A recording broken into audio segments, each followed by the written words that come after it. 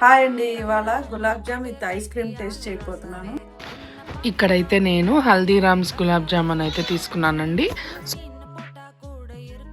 ఈ కాంబినేషన్ వచ్చేసి సూపర్గా ఉంటుందండి. ఎప్పుడైనా మీరు టేస్ట్ చేసారా? చేస్తుంటే కనుక కామెంట్లో చెప్పండి.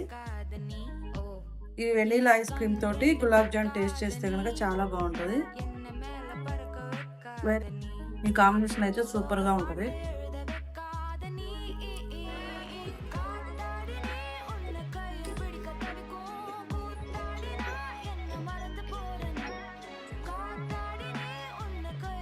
Ice cream